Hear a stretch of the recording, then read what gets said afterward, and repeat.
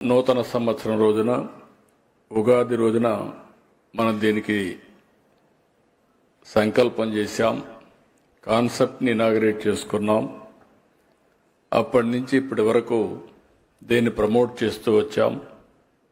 ఈరోజు రాష్ట్రం మొత్తం ఇప్పటికే చాలామంది ప్రారంభించారు. అఫీషియల్గా ఈరోజు ఈ కార్యక్రమాన్ని లాంచ్ చేస్తున్నాం. ఇది ఒక చరిత్రాత్మకమైన రోజు, ఒక హిస్టారికల్ డే, చరిత్రలో శాశ్వతంగా మిగిలిపోయే రోజుని మరొకసారి మీ అందరికీ విజ్ఞప్తి చేస్తున్నాను. దాన ధర్మాలు చేయడం మనకు కొత్త కాదు, మన పూర్వీకుల నుంచి వచ్చినటువంటి సాంప్రదాయం ఇది మనకు.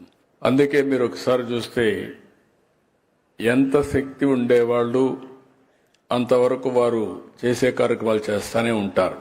ఇక్కడే ఈస్ట్ గోదావరి జిల్లాలో కొంతమంది ఇప్పుడు ఎక్స్ప్లెయిన్ చేశారు. డొక్కా సీతమ్మ గారు, ఆ రోజుట్లో డొక్కా సీతమ్మ గారు చేసిన పని, ఆ గోదావరి దాటి వచ్చిన వాళ్ళందరికీ ఎంతమంది వస్తే అంతమందికి భోజనం పెట్టారు.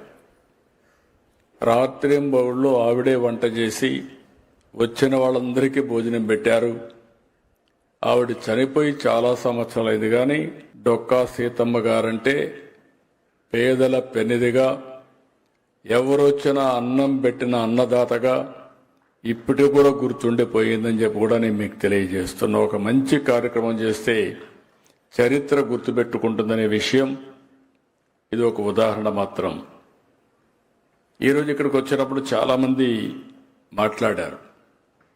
ఒక పక్క ఎస్సీఎల్ ఫౌండేషన్ మాట్లాడారు, అదే మరి కీర్తి గారు ఒక స్వచ్ఛంద సంస్థ నుంచి మాట్లాడారు, ఇంకొక పక్కన కిషోర్ కుమార్ గారు మాట్లాడారు, అదే మరిగా మెగా సంస్థ నుంచి కృష్ణారెడ్డి గారు మాట్లాడారు, ఇంకొక పక్కన ఎన్ఆర్ఐస్ కొంతమంది శ్రీనివాస్ అబ్బూరి, ఖలీద్ గారు వీరు మాట్లాడారు.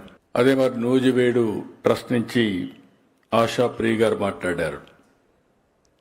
ఇంకొక పక్కన కార్తికేయ అయితే నెదర్లాండ్స్ నుంచి, నేను ఆ రోజు విదేశ విద్య ప్రారంభిస్తే అప్పుడు ఒక 10 లక్షల రూపాయలు ఇస్తే అది గుర్తుపెట్టుకొని మళ్ళీ సమాజానికి ఏ విధంగా తిరిగి ఇవ్వాలి అని ఈరోజు ఇక్కడికి వచ్చి వారికి తగిన విధంగా చేయడానికి అంకితమయ్యారు.